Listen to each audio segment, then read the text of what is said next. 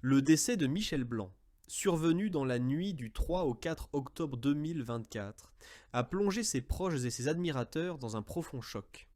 Bien que Gérard Jugnot ait déjà précisé que le drame était dû à un choc anaphylactique, un médecin a récemment apporté des éclaircissements sur les événements tragiques qui ont conduit à cette perte. À 72 ans, le monde du cinéma français a perdu l'un de ses acteurs les plus emblématiques. Michel Blanc s'est éteint à l'hôpital suite à un malaise cardiaque soudain, comme l'a confirmé son attaché de presse à BFM TV sans fournir d'autres précisions. Gérard Jugnot, son complice au sein de la troupe du Splendide, a pris la parole sur RTL pour évoquer les circonstances de cette tragédie. On m'a dit qu'il avait subi une énorme allergie, un choc anaphylactique causé par un médicament. Ils ont tenté de le réanimer toute la journée, mais il nous a quittés. Selon les informations recueillies par BFM TV, Michel Blanc aurait eu une réaction allergique à un produit de contraste administré lors d'un examen médical le jeudi après-midi. Malheureusement, à l'arrivée des secours, il était déjà en arrêt cardiaque. Il s'est éteint à 23 heures, laissant derrière lui un entourage dévasté et impuissant face à cette tragédie inattendue. Un départ qui laisse un vide immense dans le paysage culturel français et dans le cœur de ceux qui l'ont aimé. La disparition de Michel Blanc a suscité un débat poignant sur les dangers potentiels des injections de produits de contraste lors des examens médicaux.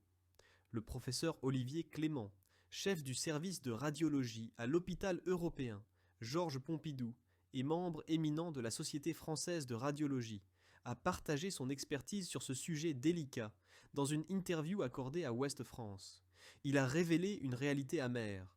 L'incident survenu à Michel Blanc est d'une rareté inquiétante. Nous recensons environ une quinzaine de chocs anaphylactiques par an, avec 1 à 4 décès, précise-t-il. Malgré leur rareté, ces réactions allergiques peuvent être dévastatrices et surtout difficilement prévisibles.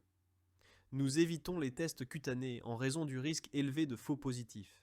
Toutefois, nous orientons systématiquement vers des allergologues les patients ayant présenté une réaction, explique le professeur Clément. Il ajoute: les allergies de grade 1, souvent cutanées, sont fréquentes. Notre objectif est de distinguer la véritable allergie de la pseudo-allergie. En ce qui concerne la sécurité des patients à l'hôpital, le professeur Clément insiste sur l'importance de la vigilance. Un médecin doit toujours être présent lors de l'injection de produits. Dans le cas d'une intervention nocturne, comme cela a été le cas pour Michel Blanc, un médecin urgentiste est mobilisé pour veiller sur le patient.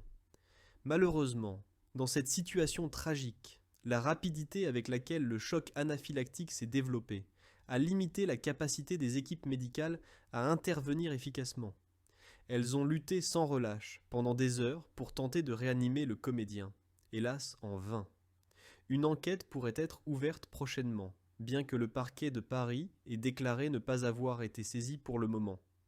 Ce drame soulève des questions cruciales sur la sécurité médicale et la gestion des allergies, rappelant à tous que même les cas les plus rares peuvent avoir des conséquences tragiques.